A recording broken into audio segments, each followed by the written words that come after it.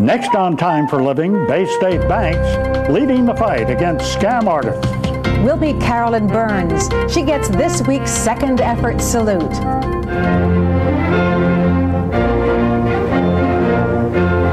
And pack your bags. We're headed to Germany, our Traveling Around segment. All this and much more next on Time for Living.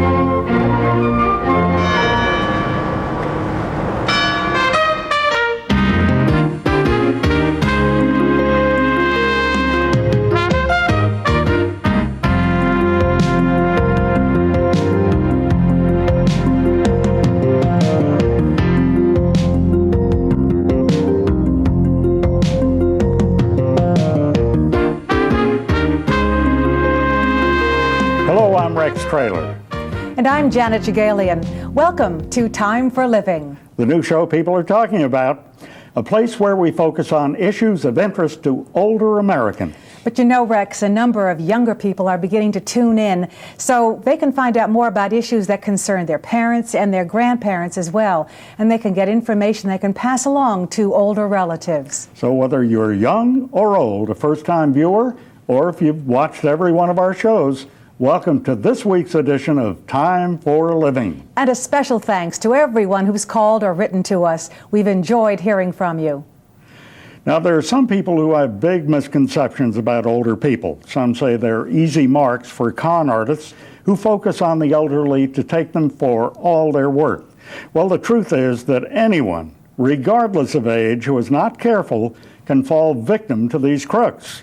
However, many older Americans are arming themselves with knowledge and taking the needed steps to protect themselves from becoming a victim. Now, in this effort, Massachusetts banks are also taking steps to protect the life savings of older Americans. Time for Living Steve Brown tells us about a new program that might put some con artists out of business.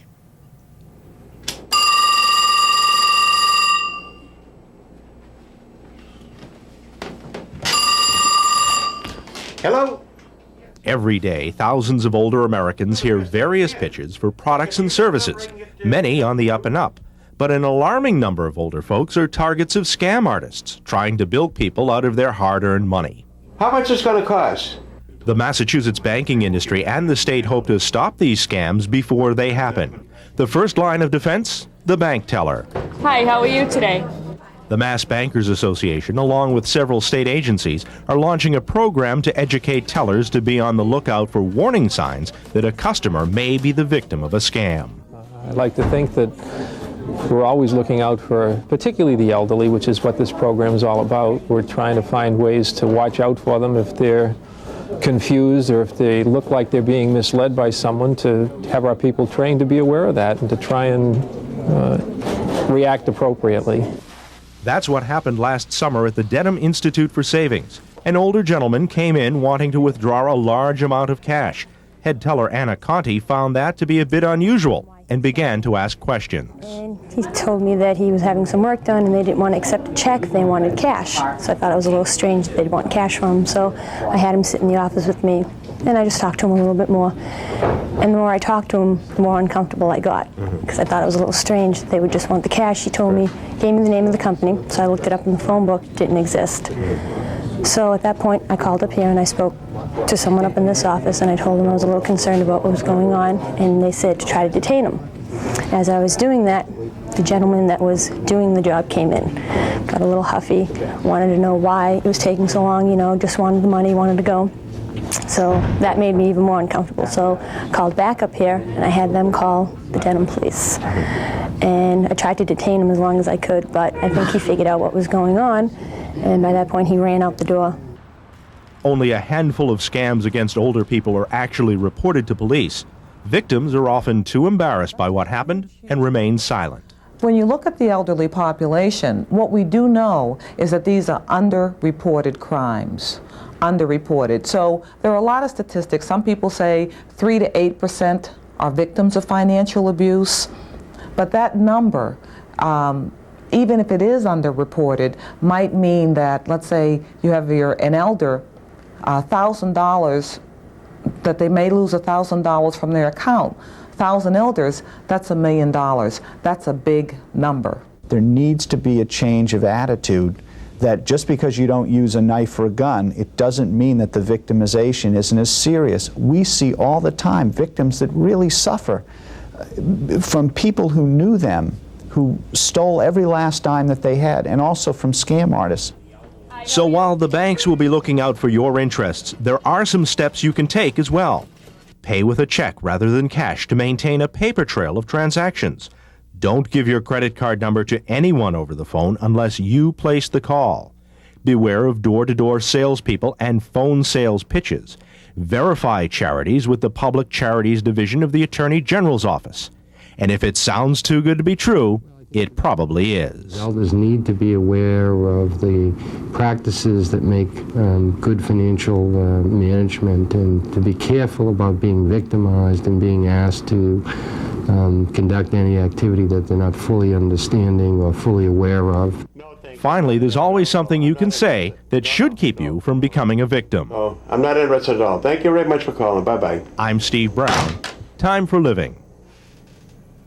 Joining me to talk about scams and protection for the elderly is Lillian Glickman, the Assistant Secretary for Program Management in the Massachusetts Office of Elder Affairs.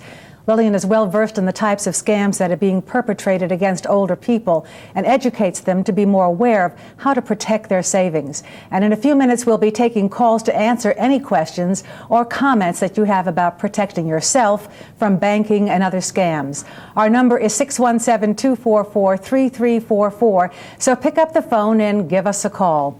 Welcome to Time for Living, Lillian. Thank you. Priscilla Douglas just said that 3 to 8% is the amount that is reported for financial exploitation against the elderly. I mean, that's a staggering number. Is there a reason for it? Is it because of embarrassment or just the fact that they're afraid to come forward? Definitely there's a feeling of embarrassment. Elders are very concerned, feel that they should have known better, that this is something they should have seen. In cases where the financial exploitation is by family members, there's also a sense of denial. People don't want to believe that a family member could actually exploit them. And also, again, some sense of self-blame there, that they feel, particularly if it's an adult child, they feel that somehow they had done something wrong in raising this child. And with strangers, scam artists, there is also the feeling, the shame, I should have been smarter than this, I should have seen this coming, and not wanting to tell. You can almost see or sense that an older person who is alone and lonely and perhaps denied of some kind of social interaction with family might fall victim to something like this. But to also understand that this is something that they can be subjected to through people they know and family members specifically, I mean, I find that very, very hard to believe. No, it is very hard to believe, and certainly it's the minority of cases. Most family members are excellent caretakers for elderly relatives, but unfortunately we do see numbers of serious cases of exploitation by elders that's also accompanied by physical and emotional abuse. Since the program, our Protective Services Program, which monitors and investigates and intervenes in these cases, started in 1983, we've seen about a 14% increase every year in the numbers of cases of elder physical abuse, emotional abuse, and financial exploitation. Now, if a person is coerced into going to the bank with not a total stranger, this person, I'm sure, begins to intrude upon that elderly person's life in some way and becomes a friend. And suddenly they go to the bank and large sums of money are being withdrawn. I understand there is a training program in Massachusetts banks now that alerts the bank people, the tellers, to this kind of possibility of fraud. And when did this start and just how does it work? Well, we're very excited about this project. We really think we're a national model. It really started in 1990. We noticed that there were more and more cases of financial exploitation, and we added that to our Protective Services statute. And shortly thereafter, a bank in Springfield, the Springfield Institute for Savings, noticed that they were having more and more cases of financial exploitation. We discussed it with the local protective service agency whom they reported it to, And that agency worked with the bank to develop a model protocol to really help bank tellers identify and then resolve cases of financial what do they do? exploitation. Do they actually call the individual and say, how do they get to that sensitive point of asking them whether or not they're being taken, or do they know what's happening? If the elder comes in and is making an unusually large withdrawal, seems a little confused, maybe accompanied by someone that hasn't usually been at the bank with the elder, they may call the person aside, ask to speak to them alone, ask them why it is they want to make this kind of withdrawal, what they're planning to use it for, and try and delay until the actual cashing of a large check or withdrawal until they're satisfied that the elder is competent and knows what they're doing and wants to do this, isn't in fear. And if there's concerns, they often will report them to the local protective service agency.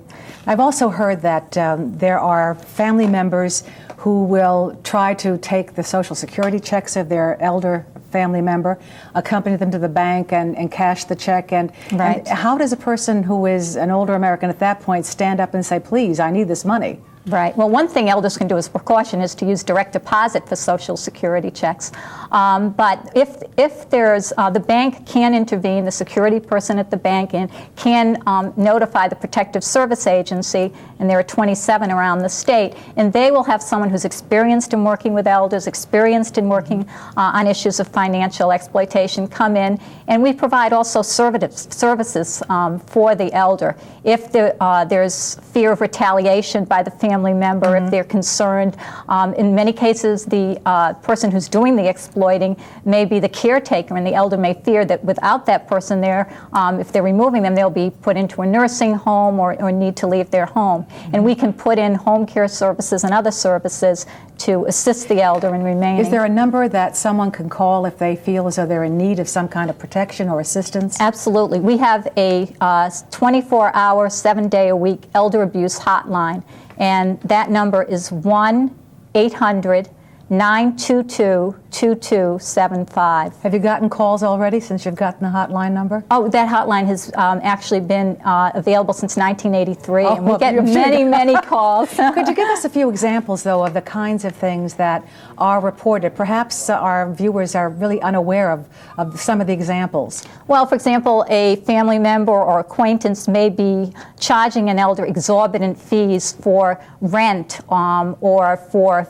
picking up food for them, and the elder may not even realize there may be some slight dementia, may not realize that this is out of the ordinary, or someone will tell the elder that they're going to pay their bills and ask them to sign a blank check every month, and then of course they fill in a much larger amount that's needed, and the elder may not be aware that their accounts are being depleted. So it's not always the aluminum siding person who comes along that is responsible for a scam or taking the elder person for something. No. And I'm sure that is also a problem. I'm sure that you hear about home repair scams and absolutely many operations where people come along. One that I did hear about as well was a pesticide company that would come to a home and say, I'm in the neighborhood, I understand that you've got some termite damage, I can tell by looking at your property. Let me use up the last bit of this insecticide and I'll give you a discount, blah, blah, blah. And of course, it costs them a fortune to do it, and they probably don't even use an insecticide. Exactly. That's very common. The other similar things people say, your roof or your gutters need repair. I've been doing your neighbors. I noticed you've got a serious problem. Your roof is about to cave in. And since I've got these materials, I can do it for you much more inexpensively.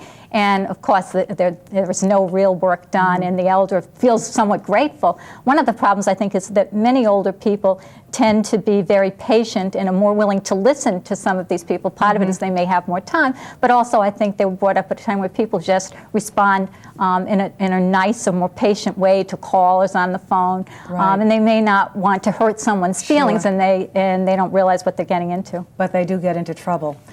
Well, when Time for Living continues, we'll be taking your phone calls for Lillian Glickman. We do hope that you will get to the phone and give us a call, ask any specific questions, take part in the discussion. The number is 617-244-3344. We'll be right back.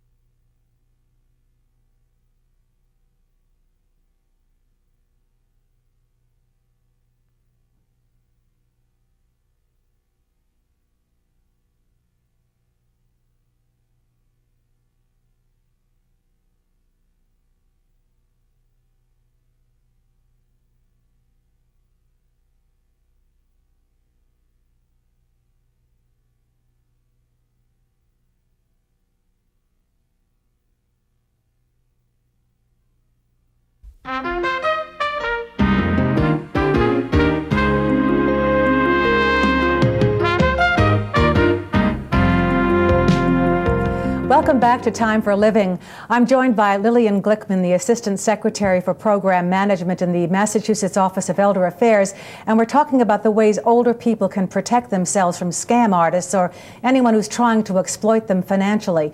Now, you can join in our conversation with your questions or comments. Our number is 617-244-3344, so pick up the phone and do give us a call. Before we get into more involvement in our conversation, let's take a call from Mary from Saugus. You're on Time for Living, Mary. Hi, thanks for taking the call. I'm actually calling on behalf of a friend. She's recently widowed, and both her and her husband were both of Portuguese descent, and although they're both naturalized citizens, his wishes when he passed away were to be buried back in Portugal. So she did. She brought him back there, and while she was there, she found out that her husband had this bank account that had a considerable amount of money in it, and her husband's brother went into the bank and withdrew all of the money. Now, she's obtained a lawyer pro bono to help her on this side, but she was told that she has to pay the expenses. Well, first, how could he get the money? Sorry? How could he get the money out of the bank? He just walked in, said that his brother had just recently passed away, and showed identification, and just withdrew the money. So she is going to, go through with this with a lawyer, but because this is out of the, jurisdiction of the state, I was just wondering, could the state offer any assistance to her? Lillian? And this was a bank. Where was the bank? In Portugal. Portugal. I don't really know of anything here that would cover that. You might try calling the Attorney General's office, see if they have any advice for you. Okay, and the Attorney General in Boston? Right. Yes, here in Massachusetts. Right. Okay. Scott Harshbarger. No. Okay. Thank you for your call, very Mary. Now, when people get involved in this kind of scam artistry and they get caught, do we know what happens to them? They should be hung in the square or something, I'm sure. But is there some way of knowing that there actually is some harsh penalty? When our local protective service agencies follow through on a case and find that it is a serious case of exploitation or abuse, they do report it to the district attorney's office, which follows through. But we really don't have any records. I'm sure there are some cases where, unfortunately, perpetrators do manage to get away with it. But we are increasingly, I think, making sure that people do pay some penalty. I hope so. Melda from Leominster, you're on Time for Living. Hi, Melda. Hello? Yes, go ahead. I had a roof put on last May, and I was guaranteed that the roof would not leak this winter. And the roof did leak. I did pay by check, and he was going to give me a certificate saying that the work was all guaranteed and that he was insured. However, he never brought me that slip. And now it leaked this winter quite badly, and I did call his number, and he never called back. What should I do? You might want to call the Executive Office of Consumer Affairs. They have a consumer complaint hotline. And what number would that be? Do you know? I don't have that right now. And how would I look it up? Consumer Affairs? Yes, the Executive Office of Consumer Affairs. Under the Commonwealth of Massachusetts. Commonwealth of Massachusetts. Well, that will help. 787-7000. 787-7000. 7000. Thank you very much. Thank you for your call, and good luck. Thank you. Enjoy the program. Thank you. Bye-bye. Bye now. Is that a common type of complaint that you hear about? Yes, very much so. They should make sure they get that warranty up front when they give them the check. Right, absolutely. And again, this happens to people of all ages. As Rick said at the beginning, it's not just elders, but elders do tend to be more susceptible to this. Jane from Marlborough, go ahead. You're on Time for Living. Hi. Yes. Hi, I have a question. My parents, I'm concerned about them. Someone had come by. He said he was in the neighborhood and that he would be able to seal their driveway. Now, he wanted cash up front, and, my parents really felt that this guy was, legitimate and everything else, and and they've done this before. They had actually aluminum siding done on the house, and they were ripped off. They've been ripped off actually a lot. How should, me as their daughter, how should I try to approach them and tell them that, look, you're being scammed, or what are some of the things that they can, look out for? Do you think that when someone's demanding cash up front, that's a clear sign that something's wrong? Absolutely, absolutely. Yes, that is one of the indicators that we even use in our manual and discuss with bank personnel. Very, very clearly, that's an indicator. On anyone who wants to do any kind of home repair, what you want to make sure is that they're giving you references, that you check those references out, that you check them out. That clearly is a sign that something is not right. Jane, what happened on the aluminum siding? Well, with the aluminum siding, they actually ended up going with a person that wanted cash, and they gave it to them, and the job really wasn't done. Oh, that's a shame. Well, I think that perhaps they should talk to you before they get involved in any other home repairs. Right. Or speak with someone just to make sure that there is some reliability or justification for going with that individual. If you also want, if you call the Executive Office of Elder Affairs, we can send some information to you that you could give to your parents that talk about some of the common problems and some of the common ploys in financial exploitation. What about calling the Better Business Bureau to see if there's any record of this individual? That's always an excellent idea. Incidentally, we've had a correction of our number for the Consumer Affairs Office. If you have your pencil handy, especially the caller who called us a few moments ago, it's area code 617-727-7755. Again, that's 727-7755. And what other tips can you give to the individual homeowner, the individual younger person who's trying to advise their elder parents or grandparents about being able to avert this kind of catastrophe? I think some of the things that were discussed earlier, Janet, are very key. If a deal sounds too good to be true, it probably is too good to be true. And never, never give out your Social Security number over the phone, your bank account number, or any credit card number. That's anyone asking for that, you should be immediately suspicious. What if someone calls and says, you've won a great prize? All you have to do is send us the insurance coverage and the shipping cost. Yes, handling fees. That's a very common one. Yes, definitely that is not something that you want to follow through on, because you will never hear from them again once they've received your money. Now, the helpful hints that we often see on television programs from investigative units from some of the broadcast TV companies, these are all very helpful, and I think it does help point out or sharpen your focus on areas that elderly people have to be concerned with. But again, apparently they're not listening. No, it is an issue. One of the things that we're doing as part of this project is that banks will be distributing a consumer brochure, which again describes all of the common types of financial exploitation. And I think this will be helpful education. We also plan to work through our network of 347 councils on aging around the state to make this known to elders so that people are more and more aware of what to look for. You also mentioned, Lillian, that often this financial exploitation is accompanied by some kind of physical abuse or emotional abuse of the elder by someone in the family. Right. How on earth does an elder come out from under that kind of pressure and go and report it to the police or try to find help? Right. More and more people are beginning to understand that there's no shame or stigma attached to being abused.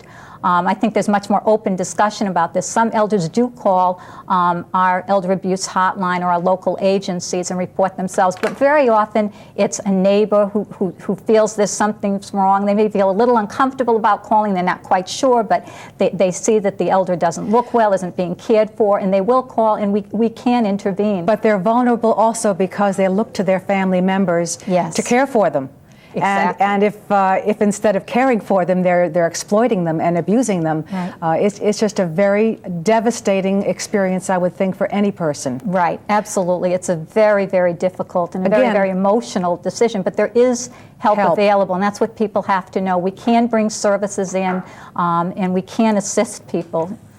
I was going to ask you also about penalties and any legislation that might be pending that would protect the elder more and perhaps put greater pressure on people who are likely to do this sort of thing and prevent them from doing it.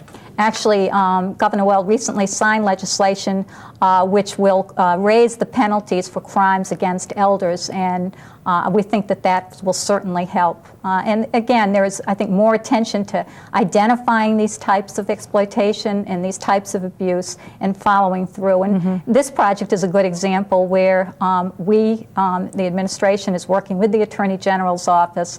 We work with the district attorney's offices. And I think you see law enforcement, the private sector, the banking community, and government working very closely together. And if they call, if they call your hotline number to get some kind of direction, will it be handled discreetly so they're not going to suddenly invite even more trouble from the family? Oh, absolutely. We're very sensitive. These are very experienced workers who've dealt with elders, who've handled many of these situations, and they know how to do this so that they preserve the elder's confidentiality and concerns about that.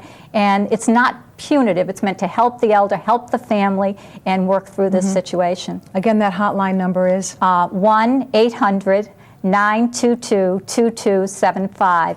And again, it's 7 days a week, 24 hours a And day. what kind of information would they have to leave when they call? Just their name and number? Right, they can, or right, the and they can circumstances? talk a little bit about the circumstances. If it's the person who's being abused or exploited themselves, they can discuss in more detail. Or if it's someone who just suspects there may be abuse or exploitation, they can give whatever information they have, and then the hotline will refer it to the local agency in their area who will then follow through. Lillian Glickman, thank you. Oh, my pleasure. And I hope Thank in this you. day and age we can begin to turn this kind of exploitation around and say that we've put an end to it, and that people will begin to respect the elders instead of taking them to task this way. Absolutely. Thank you again very much. Remember back when you were in school, did you ever fake being sick to avoid taking a test or to play hooky from class? Well, that kind of behavior would have certainly gotten you into trouble. But today there are some older Americans who are faking illnesses for the benefit of training medical students. In this week's News Break segment, Time for Living, Steve Brown tells us about a program that's helping doctors of tomorrow. I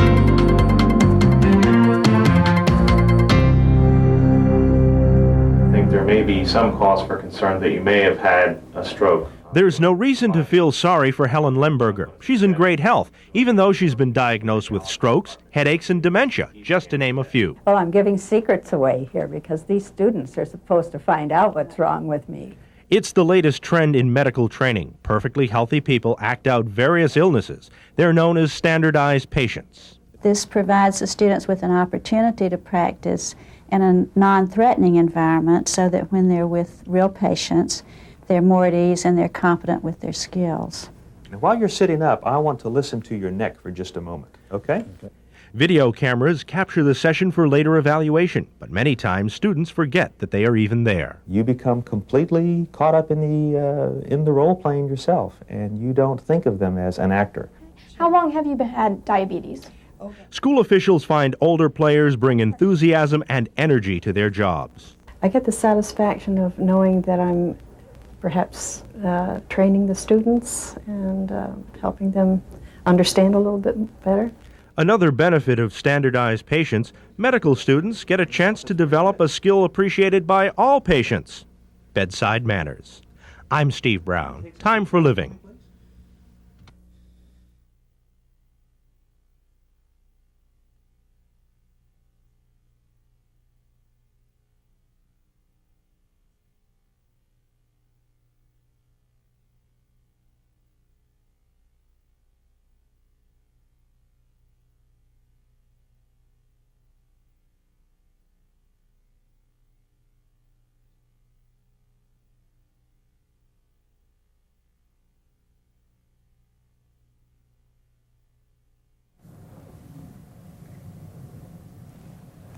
Eventually, we just got to get to It's all right. slot. I also heard I can hear you. someone who hears it at 2 in the morning. 109876. Tuesday and Thursday mornings at 2.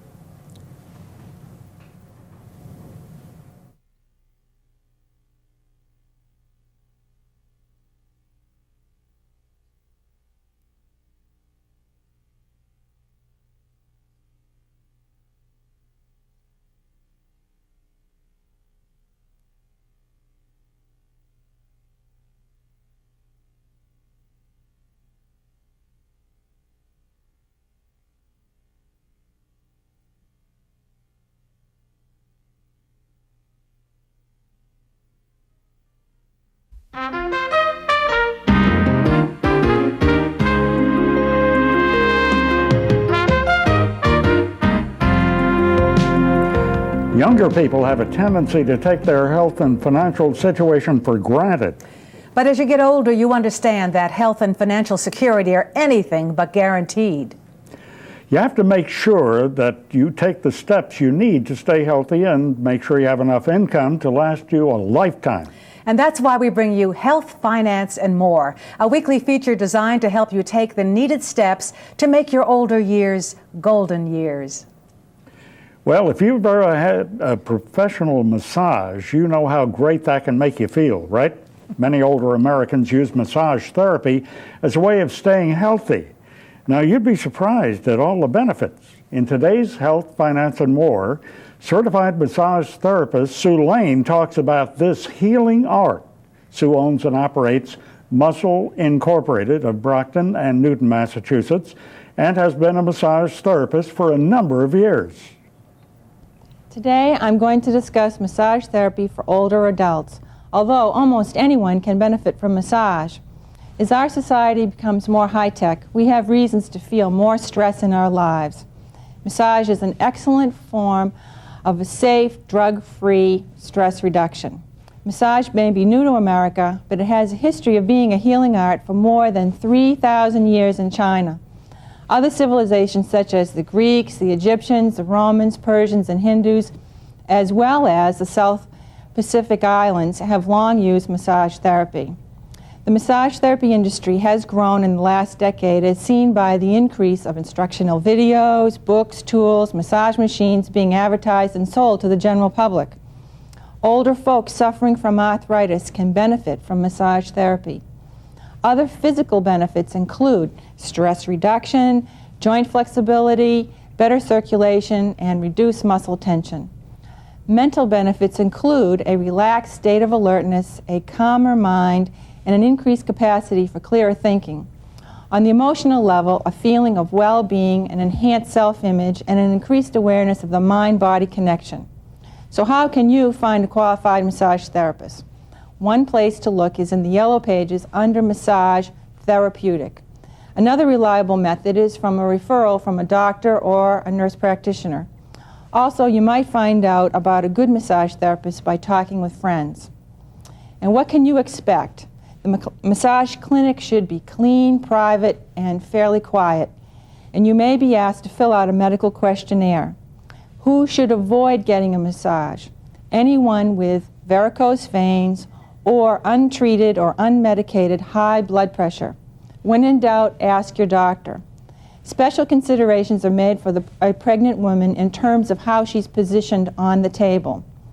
The table should have fresh linen, and the therapist will leave the room while you disrobe and while you are getting dressed after the massage.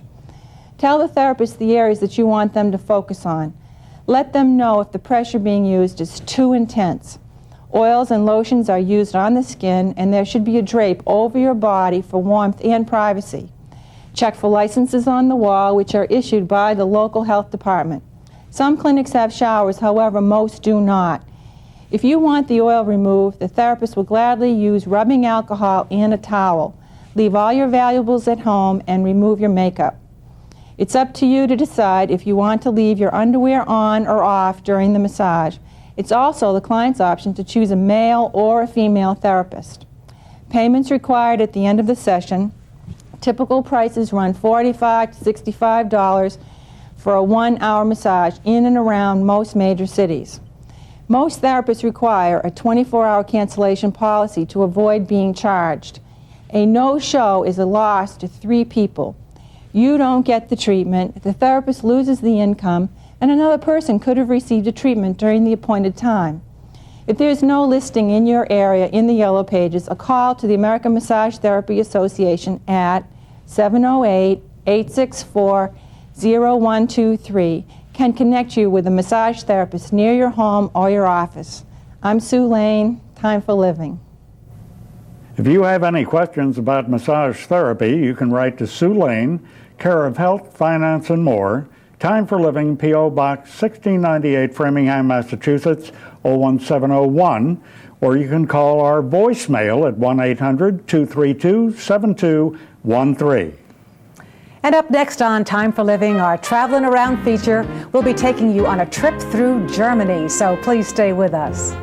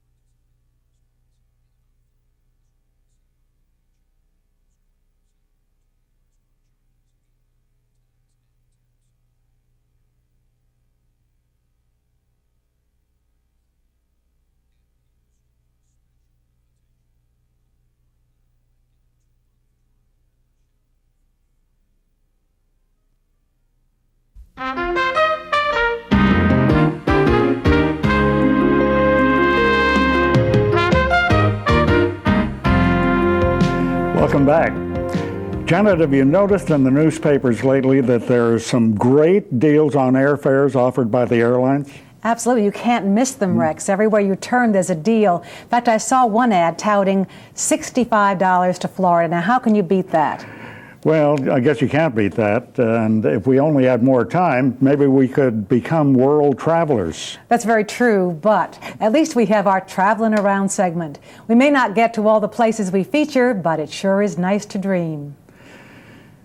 Well, today we can dream about Germany, where after more than 40 years as a divided country, Germany is now reunified, thanks to the end of the Cold War. Now, visitors get to enjoy all of the country's culture and the beautiful landscapes from the Black Forest to Berlin to Bavaria. There's a lot to see in Germany, and on today's Traveling Around segment, we're going to take you there.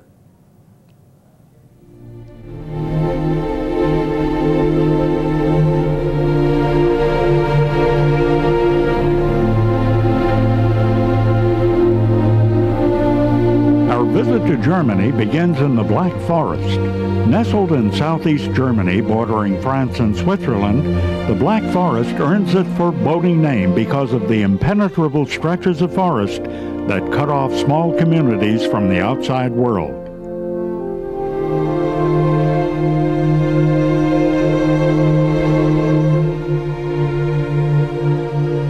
Today, the Black Forest is easy to get to, with open valleys and rich verdant farmland.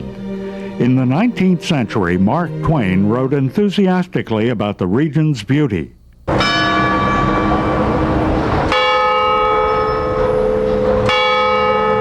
The Black Forest is known for its clock-making tradition, and the art of wood carving still flourishes.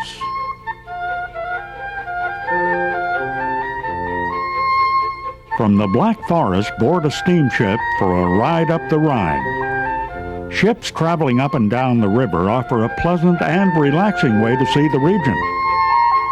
Passengers can purchase an excursion ticket or a ticket to a single destination. Either way, the view is spectacular and something to behold.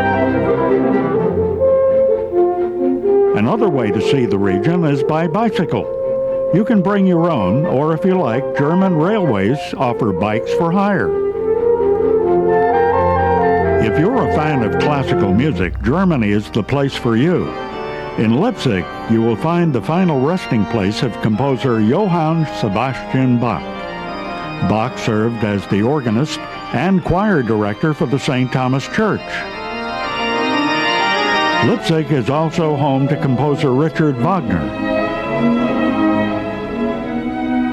The end of the Cold War saw the reunification of Germany and of Germany's capital city, Berlin.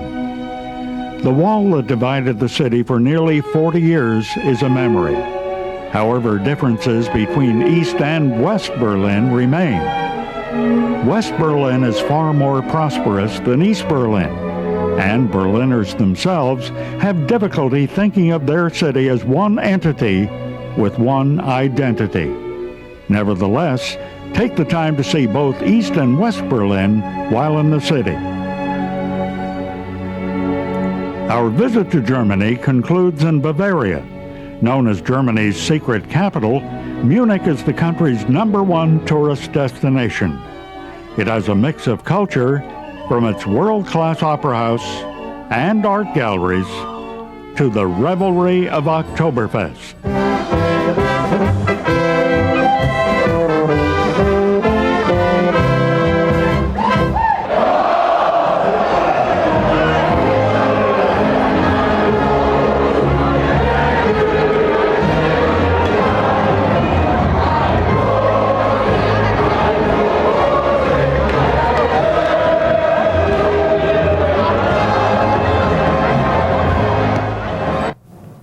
I was there.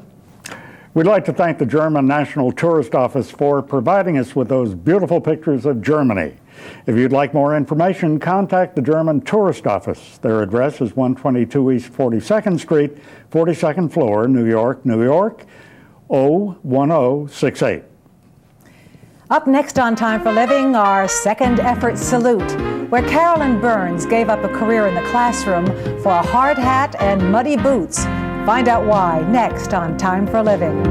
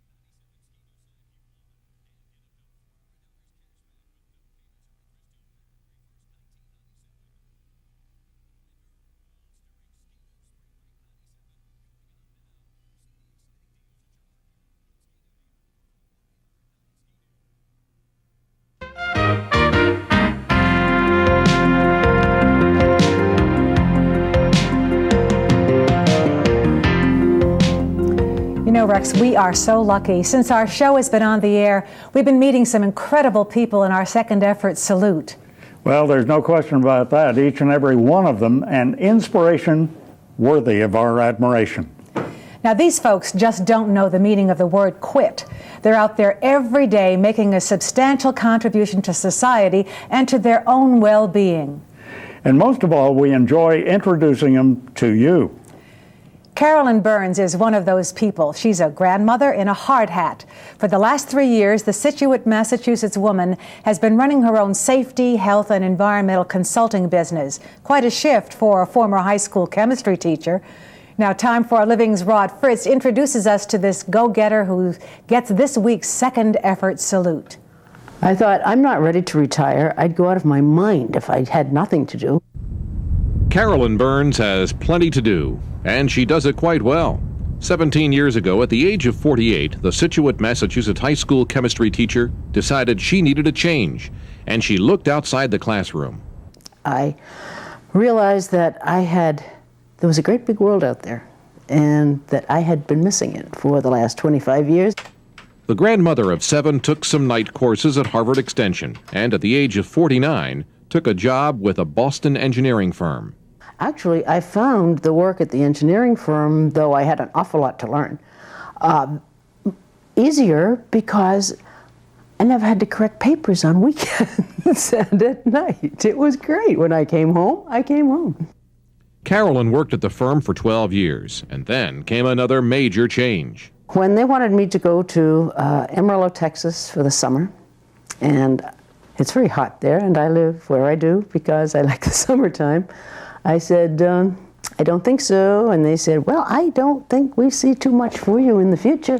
I said, thank you, goodbye, and started my own engineering firm, my own consulting firm in occupational health and safety and environmental compliance. Carolyn's firm, CCB Enterprises, is doing just fine. She worked with the Army Corps of Engineers on the Watertown Arsenal cleanup and hopes to land an on-site consultant's job on the Central Artery Third Harbor Tunnel project. To others thinking of career changes, Carolyn has this advice. I say be adaptable, keep on learning.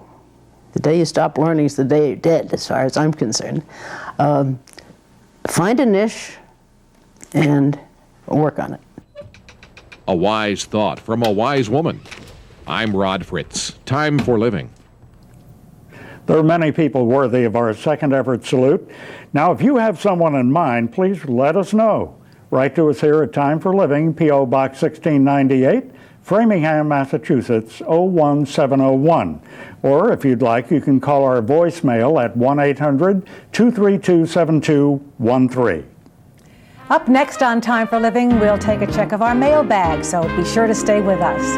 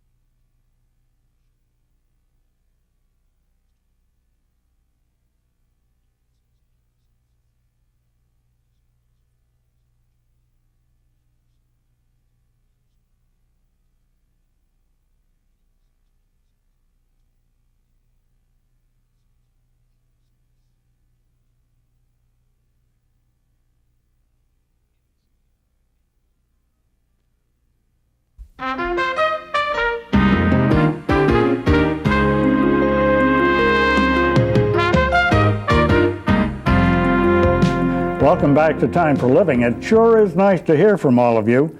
So many people have called and written to us, and we'd like to thank you. Many of you called with some great story ideas. Our staff is working on those ideas right now. We'll be presenting them to you in the weeks ahead. For example, Donna Nelson gave us a ring and suggested we look into a program at Regis College where older adult women are going back to school after years of being homemakers or working on other careers. And we'll look into that next week, if that's okay with you. Nancy Shipp called us and suggested we do a show on how older folks can get their writings published. That's a great idea. Recently, we profiled a woman who just published her first book of poetry at the age of 96. I guess we'll have to give her a call and ask for some pointers as to how to get published. And many of you have written to tell us you like our Traveling Around segment. And some of you have even invited us along on your vacation. So some of these offers sound too good to be true. Now, we're hoping that you will be in touch with us and tell us what you think of the show, what you like, what you don't like. We're really interested in what you have to say. Well, send your comments to Time for Living, P.O. Box 1698, Framingham, Massachusetts, 01701. You can also leave a message on our voicemail. The number is toll-free, and it's 1-800-232-7213.